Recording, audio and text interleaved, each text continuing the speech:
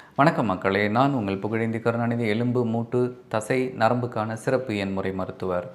மக்களே, இந்த காணொளியில் நம்ம எதை பற்றி பார்க்க போகிறோம் அப்படின்னா, யார் யார் எந்தெந்த வயசில் எப்படிப்பட்ட உடற்பயிற்சிகள் செஞ்சால் அவங்க நலமுடன் இருக்கலாம் அப்படின்றது தான் இந்த காணொளியோட நோக்கம்.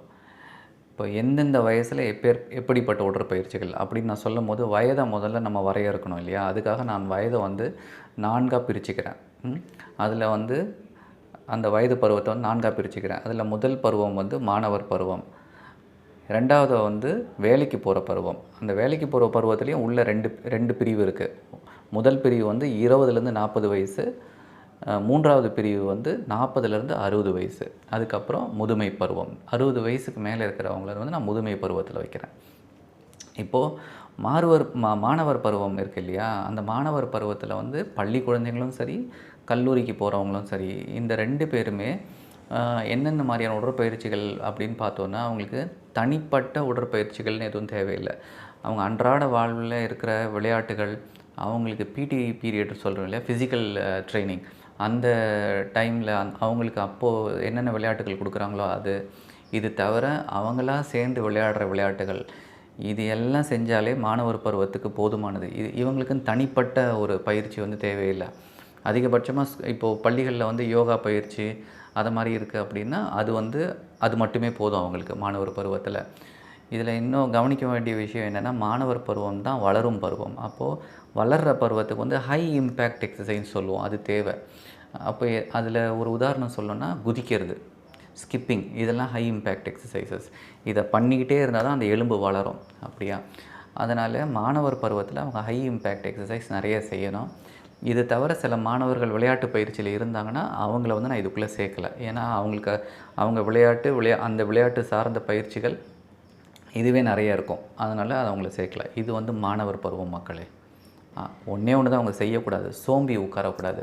இப்போ ஒரு மாணவர் வந்து சோம்பி ஒரு இடத்துலேயே உட்காந்து நான் படிக்கிறேன்னு அதிக நேரம் உட்கார்றதும், இல்லை இந்த செல்ஃபோனில் வந்து வீடியோ கேம்ஸ் விளையாடுறதும் அது எதை நோக்கி இட்டு செல்லும் அப்படின்னா, மாணவர்களை அவங்களுக்கு வந்து அறிவு வளர்ச்சியும் கம்மியாகவும் உடல் வளர்ச்சியும் கம்மியாகிடும். இது 2மே நடக்கும். அதனால் அதை தவிர மற்ற எல்லா விளையாட்டுகளும் அவங்க விளையாண்டுட்டுருக்கலாம். அதுக்கு அடுத்த பருவம் வேலைக்கு செல்லும் பருவம். வேலைக்கு செல்லும் பருவம் நான் முன்னாடியே சொன்ன மாதிரி 20லேருந்து 40 வயசு வரையும் ஒரு பருவமாகவும், 40லேருந்து 60 வயசு ஒரு பருவமாகவும் எடுத்துக்கிறோம். இப்போ இந்த 20 வயசுலேருந்து 40 வயசு வேலைக்கு போகிறவங்க, அவங்கக்கிட்ட போய் நம்ம பொதுவாக கேட்டோன்னா, எனக்கு நேரம் இல்லை அப்படின்னு சொல்லுவாங்க. இதுதான் எல்லாரோட ஒரு இதுவாக இருக்கும். எனக்கு வந்து 20 வயசுலேருந்து 40 வயசு எடுத்தோன்னா எனக்கு நேரம் கம்மியாக இருக்குதுன்னு சொல்லுவாங்க. ஏன்னா அவங்க அப்போ தான் வேலைக்கு தொடங்கியிருப்பாங்க. அந்த வயசில் அவங்க என்னென்ன உடற்பயிற்சி தேவை அப்படின்னா, அவங்களுக்கு எல்லாம் கலந்த ஒரு உடற்பயிற்சி தேவை. அண்ட் அதில் நம்ம என்னென்ன பார்த்தோன்னா, ஸ்ட்ரென்த் ட்ரைனிங்கும் பண்ணணும், ஃப்ளெக்சிபிலிட்டி ட்ரைனிங்கும் பண்ணணும், மனநலத்துக்கான பயிற்சியும் அவங்களுக்கு இருக்கணும். இதுக்கெல்லாம் போக மேலே வந்து ரொம்ப முக்கியமானது ஏரோபிக்ஸ், நுரையீரல், இருதயம் சார்ந்த பயிற்சிகள், இதுவும் செய்யணும். இது 4மே அந்த 20லேருந்து 40 வயசு வரையும் அவங்களுக்கு கண்டிப்பாக தேவை. அதுக்கு எப்படியாவது நேரம் எடுத்து இந்த 4 பயிற்சிகளையும் அவங்க ஒரு வாரத்தில் ஏதோ அதுக்கான நேரத்தை குறிச்சிக்கிட்டு அதை செஞ்சிடணும். வெறும் ஏரோபிக்ஸ் மட்டுமே பண்ணுறதும் அது சரின்னு சொல்ல முடியாது. வெயிட் ட்ரைனிங் மட்டும் பண்ணுறது, பாடி பில்டிங் அது மட்டும் பண்ணுறதும் சரின்னு சொல்ல முடியாது. நான் யோகா மட்டும் பண்ணுறேன், அது மட்டும் எனக்கு போதும்னு கேட்டால் அதையும் சரின்னு சொல்ல முடியாது மக்களே. இது எல்லாத்தோட கலவையுமா இருக்கணும் இந்த 20லேருந்து 40 வயசுக்கு. இது பயிற்சி செய்யாமையே அந்த 20லேருந்து 30 வயசை தாண்டிடலாம். அதெல்லாம் வந்து பொதுவாக நடக்கிறது. ஆனால் அந்த 40 வயசை தொடும்போது அப்போ இருந்து தான் நம்மளோட உடல் இயக்கங்கள் கொஞ்சம் வேகம் குறையிற நேரம். அதனால் அந்த 40 வயசில் வந்து கண்டிப்பாக உடற்பயிற்சி கண்டிப்பாக செஞ்சிடணும். 35 வயசில் இருந்தால் கண்டிப்பாக உடற்பயிற்சியை தொடங்கிடணும். இப்போ நான் சொன்னேன் இல்லையா, அந்த 4 வகையான உடற்பயிற்சிகள், அது எதுக்குன்னு சொல்கிறேன். ஒன்று வந்து ஏரோபிக்ஸ். ஃபஸ்ட்டு ஏரோபிக்ஸ் எதுக்கு அப்படின்னா, இதயம், நுரையீரல் இதை பலப்படுத்துறதுக்கான பயிற்சி தான் ஏரோபிக்ஸ். அதுக்கு அடுத்து ஸ்ட்ரென்த் ட்ரைனிங். இது எதுக்குன்னா, தசையை பில்டு பண்ணுறதுக்கு, அது வந்து ஸ்ட்ரென்த் ட்ரைனிங். அண்ட் 3வது வந்து யோகா, அதை ஃப்ளெக்சிபிலிட்டி ட்ரைனிங் சொல்லுவோம், அது யோகா. அது எதுக்கு அப்படின்னா, தசை சார்ந்த ஜவ்வுகள், மூட்டில் இருக்க ஜவ்வுகள், அதுக்கப்புறம் நரம்பு, தசை, நரம்பு, ஜவ்வு இது 3த்துக்கும் ரொம்ப முக்கியமான பயிற்சி வந்து யோகா பயிற்சி. அதை செய்யணும். அதுக்கப்புறம் கடைசியாக நான் சொன்ன மெடிடேஷன், அது வந்து மனநலம் சார்ந்த பயிற்சி, அதையும் செய்யணும். இப்போது எந்தெந்த இடத்துக்கு எந்தெந்த பயிற்சின்னு சொல்லியிருக்கேன். இப்போ ஸ்ட்ரென்த் ட்ரெய்னிங் சொல்லும்போது உங்களுக்கு தசையும் வேணும், எலும்பும் பலப்படுத்தணும். அப்போது நீங்கள் கொஞ்சம் வெயிட்ஸை லிஃப்ட் பண்ணி ஆகணும். இப்போது இந்த 40 வயசுக்கு மேலே தாண்டும்போது இந்த 4 பயிற்சிகளும் சரிசமமாக பிரிச்சுக்கிறது தான் நல்லது. இதில் ஏதோ ஒன்று அதிகம், ஏதோ ஒன்று கம்மின்னு இருக்கக்கூடாது. எல்லாத்தையும் சரிசமமாக பிரிச்சுக்கணும். சரிங்களா? இப்போது 40லேருந்து 60 வயசு போகிறோம். அடுத்த நிலை. இந்த 40லேருந்து 60 வயசு போகும்போது இதில் வந்து ஃப்ளெக்சிபிலிட்டி, ஸ்ட்ரென்த்து இது 2 இன்னும் அதிகமாக இருக்கணும். ஃப்ளெக்சிபிலிட்டியும் நீங்கள் ஏன்னா 40லேருந்து 60 வயசில் உங்களோட ஃப்ளெக்சிபிலிட்டின்னு சொல்லுவோம்ல, இழுவைத்தன்மை எல்லாம் கம்மியாகி மூட்டுகள்லாம் திடமாகும். அதாவது எனக்கு ஸ்டிஃபாக ஃபீல் பண்ணுறேன் அப்படின்வாங்க 40லேருந்து 60. அப்போது ஃப்ளெக்சிபிலிட்டி எக்ஸசைஸ் அது தேவை. அதுக்கப்புறம் தசைகள் வந்து 40லேருந்து 60 போகும்போது தசைகள் வந்து சுருங்கி அழியும். லாஸ் ஆஃப் மசில் டிஷ்யூ அப்படின்னு சொல்லுவோம் இல்லையா? தசைகள் குறையும். நல்ல பல்காக இருந்த தசையெல்லாம் குறைய ஆரம்பிக்கும். ஆனால் தசைகள் நம்மளுக்கு தேவை. தசை போய் அந்த இடத்துல கொழுப்பு வந்துடக்கூடாது. அப்போ தசைகள் தேவை. அப்போ என்ன பண்ணணுன்னா ஸ்ட்ரென்த் ட்ரெய்னிங் இருக்கணும். அப்போது 40லேருந்து 60க்கு உங்களுக்கு தேவையானது வந்து இழுவைத்தன்மை, ஸ்ட்ரெச்சிங், அதுக்கப்புறம் ஸ்ட்ரென்த் ட்ரெய்னிங் இது 2 இருக்கணும். மீதி 2 கொஞ்சம் குறைச்சிக்கலாம். அதாவது மிதமான பகுதிக்கு வைக்கலாம். இருதயம், நுரையீரல் சார்ந்த அந்த பயிற்சிகளோட வேகத்தை வந்து கொஞ்சம் குறைச்சிக்கலாம் 40லேருந்து 60க்கு.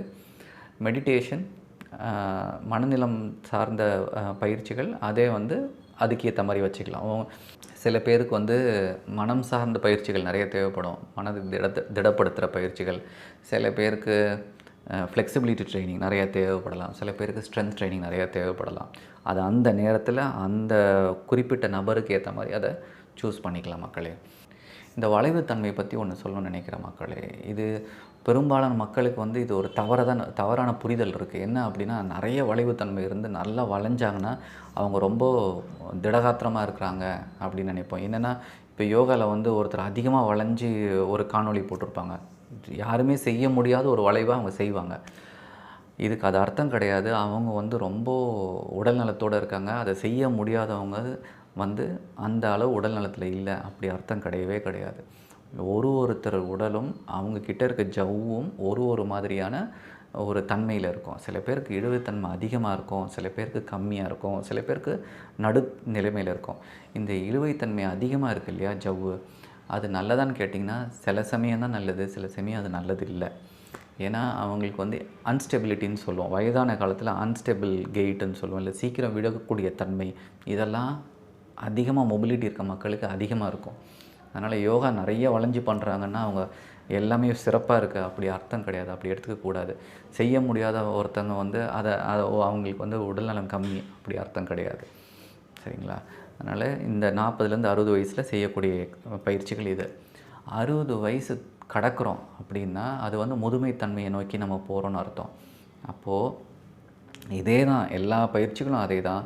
ஆனால் அதில் முக்கியமானது ஒன்று நம்ம வந்து சேர்த்துக்கணும். என்ன அப்படின்னா பேலன்ஸ் ட்ரைனிங் சொல்லுவோம்.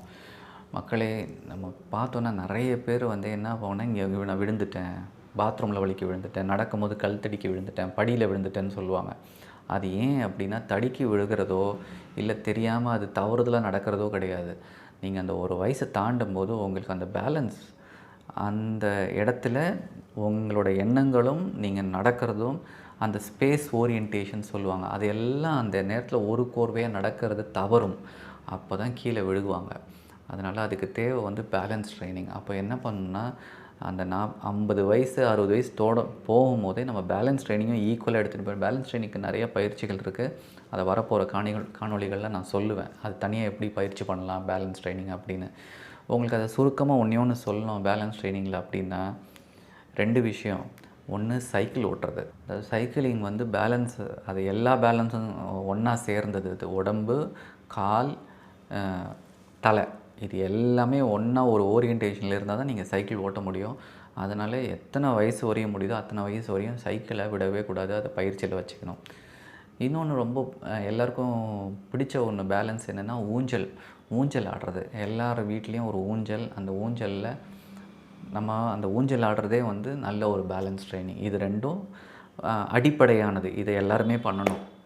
இவ்வளோதான் மக்களே. இதுதான் வந்து உங்கள் முதுமைத்தன்மை முதுமையை ஒரு நல்ல உடல் நலத்தோட இந்த வெர்டிகோ, இந்த கீழே விழுகிற பேலன்ஸ் இம்பேலன்ஸ் இதெல்லாம் இல்லாமல், எந்த மூட்டோட பிரச்சனையும் இல்லாமல், எந்த நரம்பும் சுருங்காமல், நரம்பு வலி வராமல் நீங்கள் எடுத்துகிட்டு போகிறதுக்கு இதை மாதிரி தான் நீங்கள் உங்கள் உடற்பயிற்சிகளை கட்டமைச்சிக்கணும். இதுக்கெல்லாம் மேலே எனக்கு உடற்பயிற்சிக்கு நேரம் இல்லைன்னு சொல்கிறத விட, ஒரு நாள் ஃபுல்லாகவே நீங்கள் உடற்பயிற்சிக்காக நேரம் ஒதுக்கிக்கலாம். நான் சாப்பிட்ட உடனே இந்த 2 பண்ணுவேன், நான் வீட்டுக்கு போகிறதுக்கு முன்னாடி இது 2 பண்ணுவேன், நைட்டு படுக்கிறதுக்கு முன்னாடி இது 2 பண்ணுவேன், காலைல எந்திரிச்ச உடனே இந்த ஒரு 4 பண்ணுவேன் அப்படின்னு ஒரு நாள் ஃபுல்லாகவுமே நீங்கள் உடற்பயிற்சிகளை பிரித்து வச்சுக்கலாம். உங்களுக்கு நேரம் இல்லாத போது 60 வயசுக்கு மேலே நிறைய டைம் நம்மளுக்கு நேரம் அபரிவிதமாக கிடைக்குன்ற ஒரு காலம் வரலாம். அப்போ வந்து அதுக்கேற்ற மாதிரி நம்ம உடற்பயிற்சிகளை பிரிச்சுக்கலாம். நன்றி மக்களே. அடுத்த காணொளியில் பார்ப்போம். இது உங்கள் நண்பர்களோட பகிருங்க, லைக் பண்ணுங்கள். நன்றி.